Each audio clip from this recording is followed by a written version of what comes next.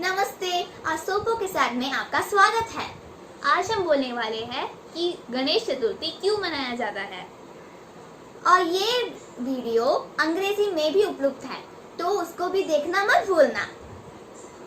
तो अब कहानी पे चलते हैं। हिमालय पर कैलाश में भगवान शिव और देवी पार्वती रहते थे। एक दिन भगवान शिव 12 वर्ष के लिए साधना करने गए थे और पार्वती कैलाश में अकेली रह रही थी।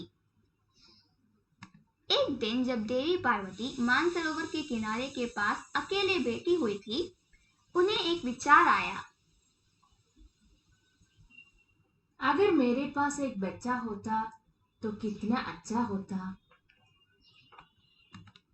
तो एक दिन जब देवी पार्वती स्नान कर रही थी, उन्होंने चंदन का पेस्ट अपने शरीर पर लगाया और जब हटाया तो उसको पार्वती ने एक छोटे से बच्चे का आकार दिया और उनके जादू से उन्होंने उसे जीवन दिया।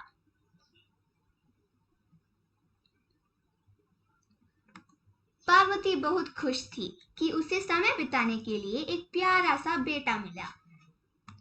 12 वर्ष बीत गए और वो छोटा सा बच्चा बड़ा हो गया। एक दिन देवी पार्वती ने अपने बेटे से कहा, मैं नहाने जा रही हूँ, तुम किसी को भी अंदर आने मत देना। बच्चा मान गया और खुशी से अपने घर की रक्षा करने बाहर तैनात खड़ा रहा।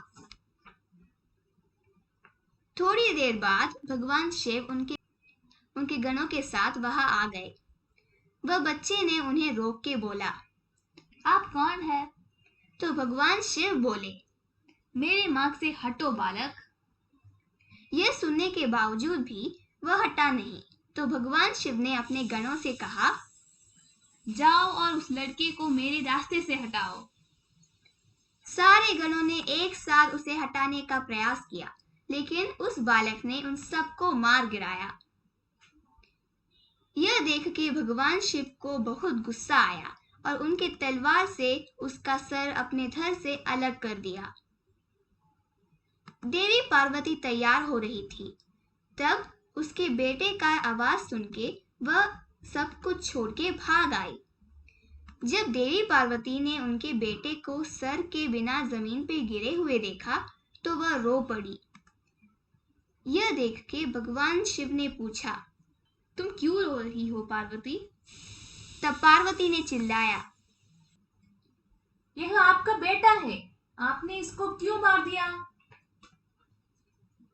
यह सुनकर भगवान शिव चौंक गए। फिर पार्वती ने कहा, मुझे मेरा बेटा वापस चाहिए और मुझे कुछ और नहीं सुनना। भगवान शिव एक पल के लिए सोचे और उनके गणों से बोले, जल्दी जंगल में जाकर वहां के पहले जानवर का सर लाओ जो बाएं दिशा में सो रहा है। सारे गण जल्दी जंगल में ढूंढने गए और उन्हें एक हाथी का बच्चा मिला जो बाएं ओर सर रख के सो रहा था। वह उसका सर काट के भगवान शिव के पास ले आए।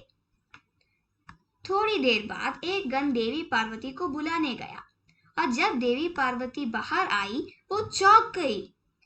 उनके बच्चे के सर के स्थान पर एक हाथी का सर था।